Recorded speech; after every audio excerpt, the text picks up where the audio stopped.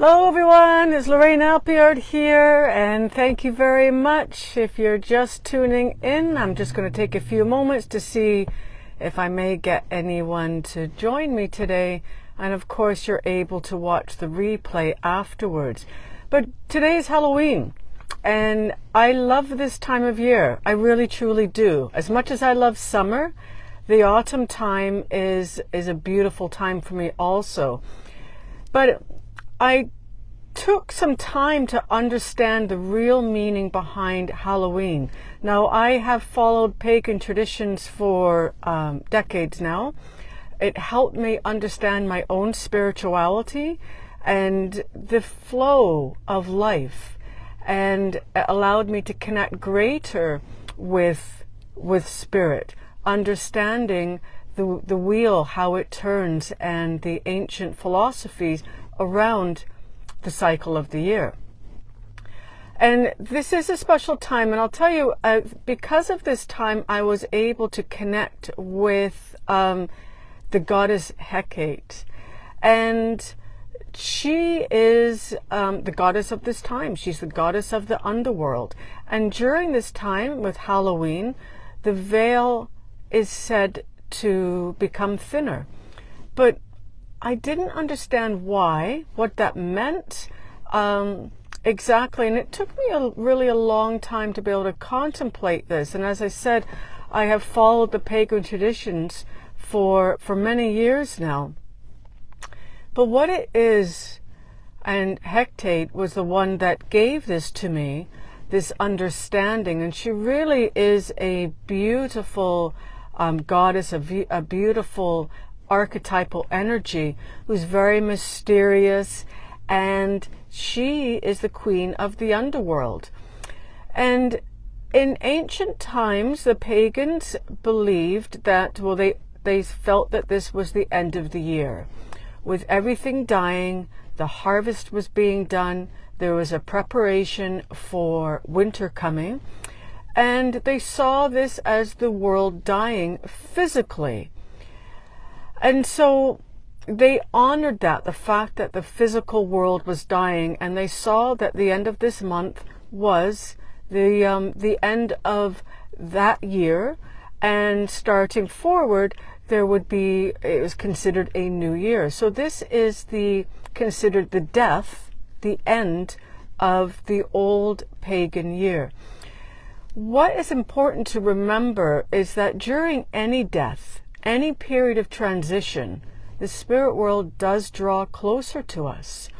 And that's the remarkable thing about Halloween, is that as our physical world is actually dying, the spirit world draws closer. And that is why it is said, it was understood that the barrier between the physical world and the spiritual world was very, very thin. Because, again, during any transition, the spiritual world draws close to support the physical world. And so it was believed at this time that spirits could contact those in the physical world very, very easily. And that's, of course, where the idea of costumes, getting dressed up, developed. It was to bring upon, or to invite, the good spirits to come closer, and the scary masks were to scare off the evil spirits. And that was just because it was understood that the spiritual world was very close at this time. And you can feel it. If you're sensitive, if you're a psychic medium, if you're an empath, you can feel the change in the atmosphere, and that is simply because the spiritual world has drawn very, very close. And so things that you can do to honor this time of year, well, of course, lighting candles with your jack-o'-lanterns, or just lighting candles to be able to bring that divinity, to honor that, to honor the spirituality. It's a time for magic. So really set those intentions down. You can write it on a piece of paper. You can burn it once done. You may look to release something, and burn that into the environment use that as sending it out into the universe. And write down what it is that you wish to be able to draw into your life. And so this is a very powerful time for that. And of course, we did just have the full moon, and that adds power and energy.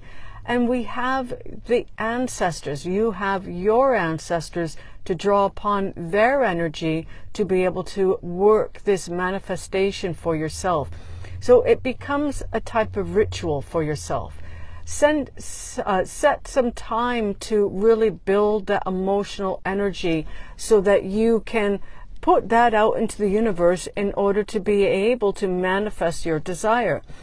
Call upon the power of your ancestors to help you as you're working this particular rite for yourself, and really draw upon the power of this time of year. You have centuries of people that were setting intentions at this time of year, drawing upon the energy in order to be able to use that power to manifest. So really understanding that over the centuries, this has become a powerful, pivotal time of year. Use that to your benefit. I also want to talk about the Ouija board a little bit. Now listen, as a kid, as a young teenager, I used the Ouija board continuously. I loved it. It was my tool. I have to admit, though, that I invited some spirits into my home that were not of the highest nature. And this is what I learned from the Ouija board, and I learned this from my own personal experience and working with spirit. And so I'm going to share this with you, okay?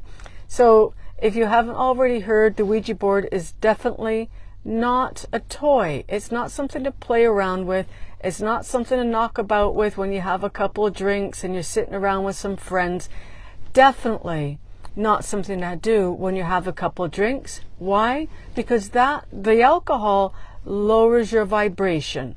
Now the Ouija board is, for some reason, just because of the type of tool that it is, it naturally attracts entities, being spirit, from the lower astral realms. Okay?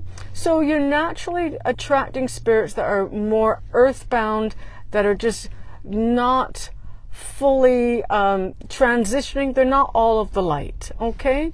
Not to say that they're necessarily bad, but there are tricksters and there are spiritual beings that are not for your highest good. Now, keep that in mind. The Ouija board also acts as a portal. So once you start using it, it naturally becomes charged with energy. So the more you use it, the more it becomes charged, the greater that is for a portal. So you have to know how to open and close. Just like any spiritual work. If you're a medium, you know how to open, how to set those intentions, how to shield yourself, and you're going to be doing the same thing with your Ouija board. So again, use it with reverence. Use it with sacredness to set those intentions if you're going to use it. Now, you don't need to actually go out to Amazon or to a toy store to buy it, although they do sell it. You can make your own. Simply a piece of paper, a piece of cardboard with the letters on it, the alphabet, making it in an arch. You can use it on a piece of wood. You can paint it. You can use it on a tabletop. Write the letters down. Give it a choice of numbers from 0 to 9, and give it a choice of yes to no, and having a goodbye at the top. Okay, and so and then a little pointer. Just I don't have my pointer here with me today, but again, you can devise your own pointer. Back in the day, we used a glass, so having a glass upside down with the fingertips on top of the glass to allow it to move to each letter. And you can also just use a piece of paper or a piece of cardboard. It has to be able to slide smoothly upon the surface. Okay, and then as you're doing that, light some candles, set the tone, light some incense. Now the type of incense, it also lends the energy, and it does a number of things when you light energy. So one, it's going to clear the space. It's going to start to clear that space, sending out that energy into the ethers, and it's going to start to attract spirit. And it will start to attract spirit of a higher nature. And then saying a shielding prayer, just setting the intentions to invite spirit for for your greatest good, and just looking to make contact in that way. And so you set those intentions for who you want to speak with. I don't personally recommend trying to contact family members this way. I really don't. I don't feel it's the best way to be able to communicate if you're looking to communicate with a family member. I'm just going to put that out there. Again, the Ouija board tends to attract imposters and trickster spirits. And so you have to be able to test a spirit person when they come to make contact with you with the Ouija board. And that means you want to make sure that you are identifying that spirit person. Ask them who they are, and you have to be able to ask them, are they from the light? Okay, that's a very important question. Are you from the light? Are you for representing my highest good? And that spiritual being is compelled by natural laws to answer that question. Okay, so make sure that you have identified who you're speaking with. Check, cross-check it out. And then I know that they cannot lie. And now, so if they say that no, they're not from the light, then you send them on their way. Simply tell them with a firm voice, I do not want to communicate with you. You must leave now. And they will oblige. You have to be able to really use your power, use your spiritual strength when you're doing that. Okay? But more often than not, you're just going to get a benevolent being. Again, setting those intentions. What is your purpose of communication? It's a time of divination, the Halloween time, so you may ask some questions that you want to have foretold for yourself. It's not a fabulous tool for far off future, but things that are already set in motion, things in the near future, it's a good tool to be able to get answers responding to that. Okay? Now when you're done, make sure that you close down, you thank Spirit for communicating with you, and you tell them to leave. It's very important that you tell them to leave, okay?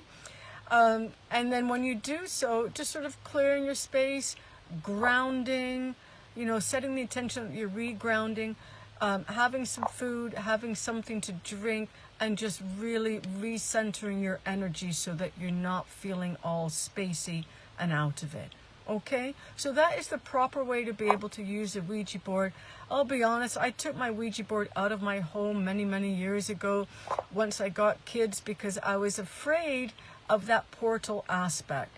Now, having sort of worked through it and understanding things a lot better now, I know not to be fearful, but I will recommend that when you're not using a Ouija board that you keep it covered, cover it with a black cloth, put it in a box, put it in a safe place, and really sort of set the intention that that portal remains closed for when, until you want to use it again. Okay?